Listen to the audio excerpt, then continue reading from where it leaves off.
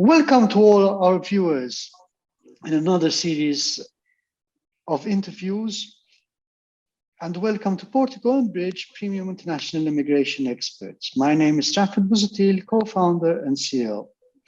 Today it is my pleasure to introduce to our viewers Mr. Daniel Caruana-Smith. A few words about our guest today. Daniel is a writer, a geographer, and an educator. But most important of all, he's also head of senior school of 𝐁𝐻rod's College, one of the oldest and most prestigious boys' schools in Malta. The school where I received my education in my formative years. So this interview is particularly very important to me because it brings back many memories from days gone by. Without further ado, good morning, Daniel. Good morning. Thank you for finding the time to join our interview today. And the first question that springs to mind is, what makes 𝐁𝐻rod's College one of the premier schools on the island? Thank you for having me, Mr. Busuttil. What makes 𝐁𝐻rod's College stand out? As I'm sure you remember from your time here, we tend to focus on our mission statement, which hasn't changed. Our aim is to create exemplary citizens. We focus a lot on character formation, on the leadership skills, which we pass on to our students. And ultimately, we believe in preparing students for the future society and to contribute to the well-being of society. And I sincerely believe that is what sets us apart. I can definitely vouch for that because I have lived that experience firsthand. And what I learned from 𝐁𝐻rod's and what I took with me to different parts of the world was exactly what you said, that leadership is ingrained or was ingrained and still ingrained in students at college. Another question is, obviously, a college comes with a long history. Maybe you could tell us a bit about the history of the college. So it's as you said, a very long history and a very interesting one. So within a short period of time, I'll try and summarize. The college actually came into being thanks to the generosity of a certain Baroness Strickland in the 1920s, and was based on the British public school ideals and principles at the time. The governor of Malta, a certain Sir John Philip Duquesne, had managed to obtain the current building, which we still use, which was originally the military hospital on the island, known as the Cottonera Military Hospital. Along with it, they were also given the parade grounds, which adjoined the area. The land was leased to be used as a college back in 1929, and in October, around October of the same year, the college officially opened to a number of 29 students, which is a very big difference to the 700 odd students we have today. Over time, a number of additions were made as required. So there was investment in a middle school block, so an entirely new block to cater for younger students. The surgeons' quarters, at the time still part of the military hospital complex, were converted to a junior school to cater furthermore for the needs of our boys. An extension was built very well, comparatively recently in 1994, further extending the complex. And in 2007, we then opened our kindergarten, and following that, the nursery facilities. The kindergarten tended to have quite a bit of success, so we felt why not continue to expand on that. Apart from that, in 2013 and around 2014, we also added the sport facilities. So that includes an athletics track, football pitches, tennis courts, and the gymnasium, which, interestingly enough, the gym is located in what's called St. James Gate.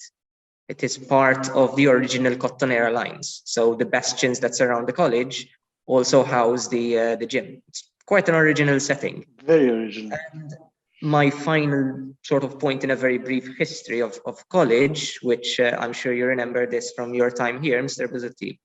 I cannot leave out the chapel. We have a chapel in college, which was originally a powder magazine of the original Cotton Airlines. It is still standing. It is still in the original state, apart from a bit of restoration work recently.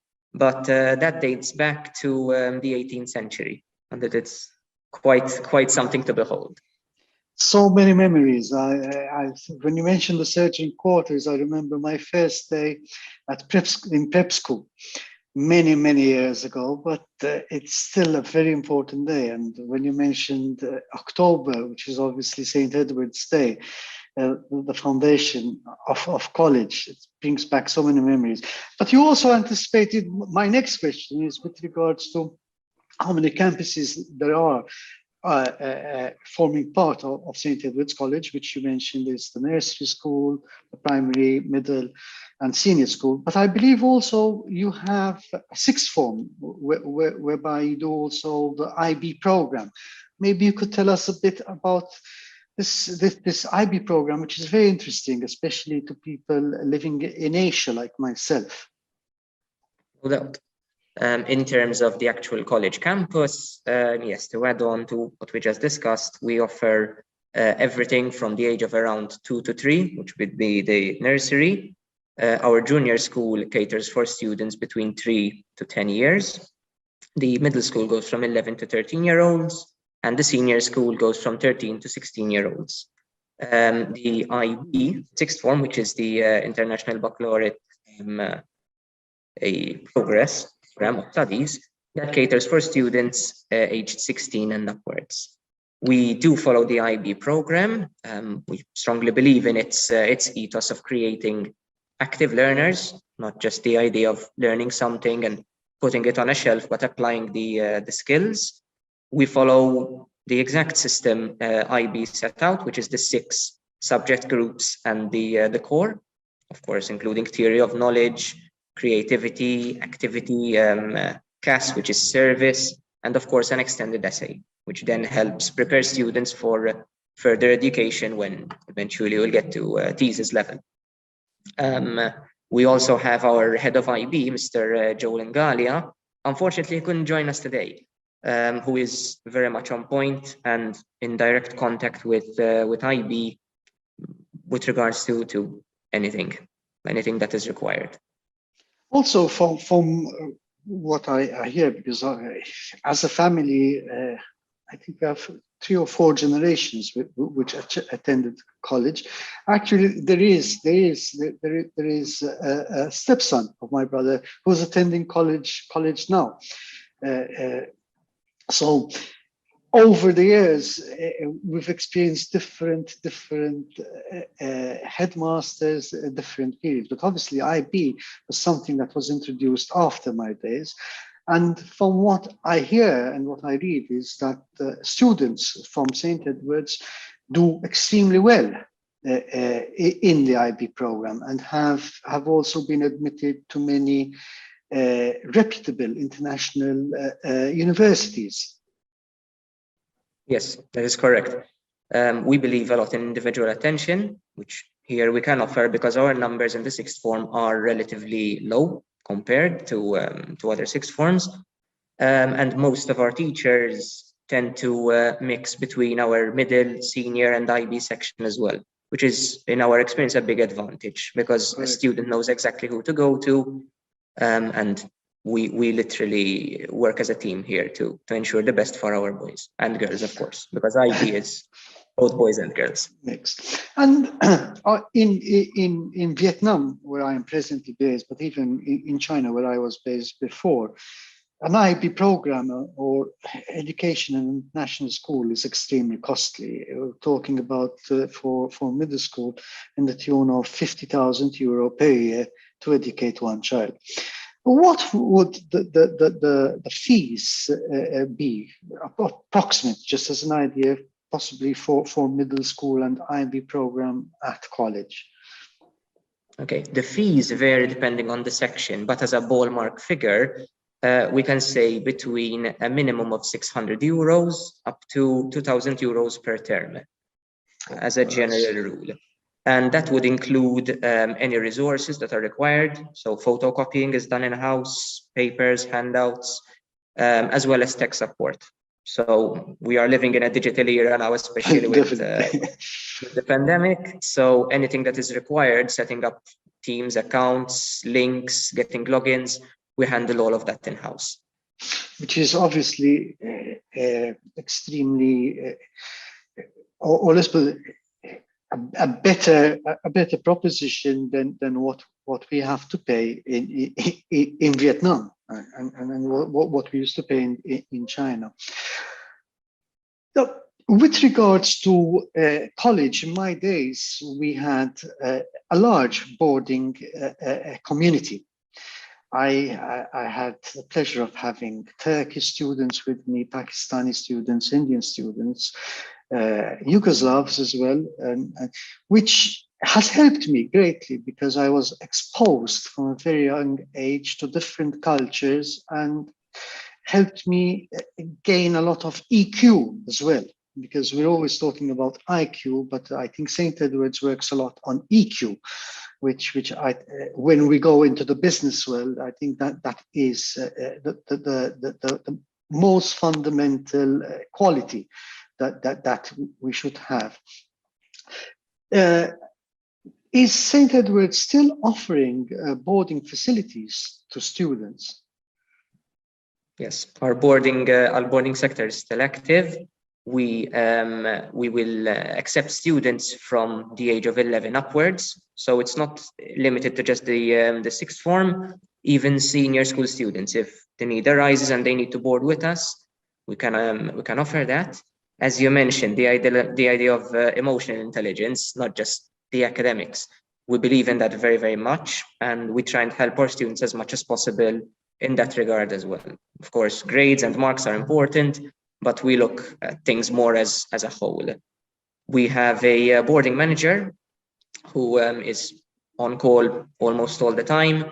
We help our students as much as possible.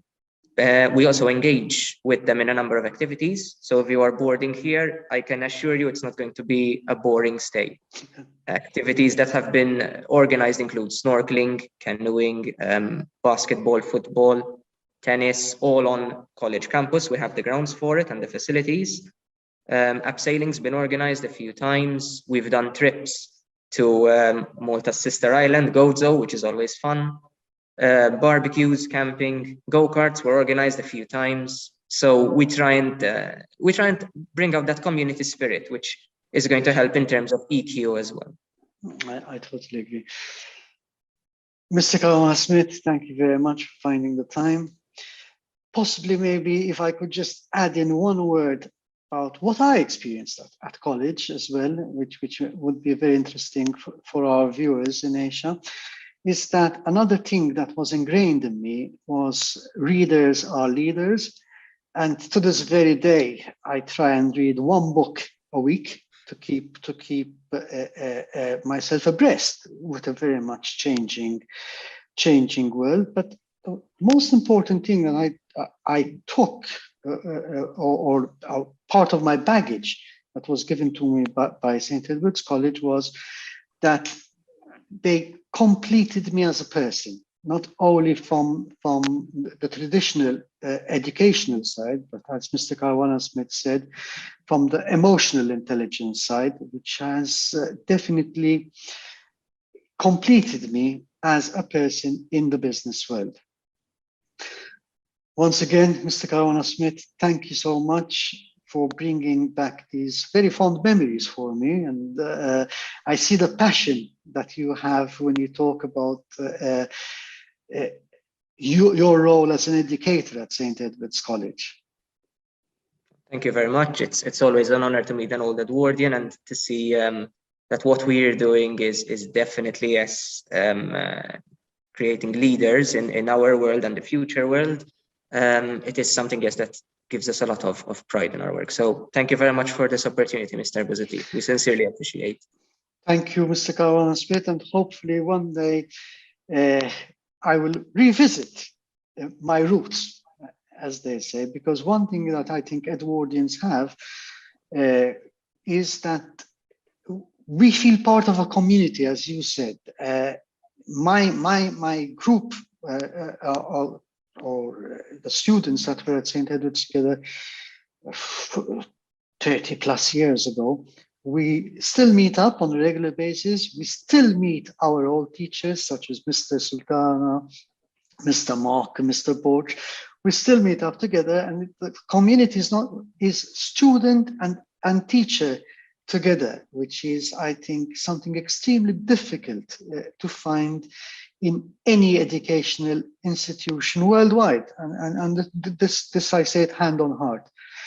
Once again, thank you very, very much for your time. It was a great pleasure talking with you. And I see that the parents that entrust their children to your leadership have entrusted it to a person who's doing an excellent job with their with their children. Apologies. Thank you very much, Mr. Busuttil. Thank you so much. Thank you very much. It was a great pleasure. Same here. Bye. Thank you very much.